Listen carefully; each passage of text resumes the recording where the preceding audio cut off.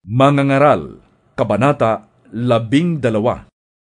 Alalahanin mo ang iyong manlilikha sa panahon ng iyong kabataan, bago dumating ang mga araw at taon na puno ng kaguluhan, panahong hindi mo na madama ang tamis ng mabuhay. Alalahanin mo ang Diyos bago makubli ang sikat ng araw, bago magdilim ang buwan at mga bituin, bago ka matabunan ng makapal at madilim na ulap. Alalahanin mo siya bago humina ang iyong katawan, bago manghina ang iyong mga bisig, bago mawalan ng lakas ang iyong mga tuhod. Alalahanin mo siya bago mabungi ang iyong mga ngipin at bago lumabo ang iyong mga mata.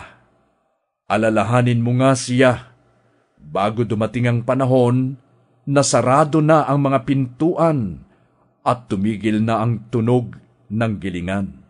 Bago dumating ang panahon na madali kang magising sa himig ng mga ibon o ang tunog ng awitin ay tuluyan ng tumigil.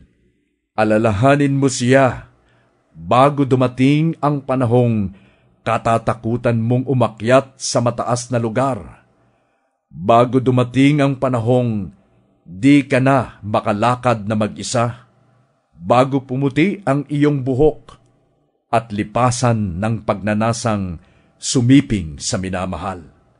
Darating ang araw na tayo'y pupunta sa huli nating hantungan at marami ang tatangis sa lansangan.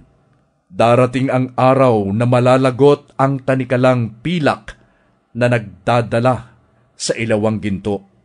Babagsak ito at madudurog.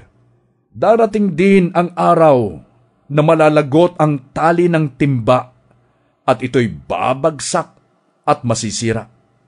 Alalahanin mo siya bago manumbalik sa alabok ang ating katawang lupa at ang ating hininga ay magbalik sa Diyos na may bigay nito. Napakawalang kabuluhan. Lahat ay napakawalang kabuluhan.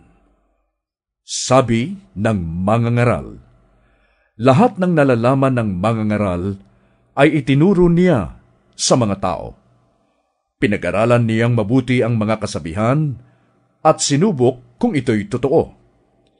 Pinipili niya ang mga salitang magdudulot ng kasiyahan at isinusulat ang katotohanan.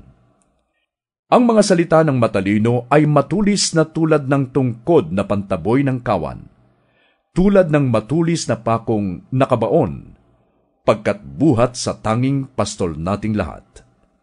Anak ko, mag-ingat ka sa mga bagay na wala rito. Hindi matitigil ang paggawa ng iba't ibang aklat, at ang labis na pag-aaral ay pahirap sa katawan. Sa kabila ng lahat ng ito, isa lamang ang aking masasabi: matakot ka sa Diyos at sundin mo ang kanyang mga utos, sapagkat ito ang buong katungkulan ng tao. Lahat ng gawin natin, hayag man o lihim, mabuti o masama, ay ipagsusulit natin sa Diyos.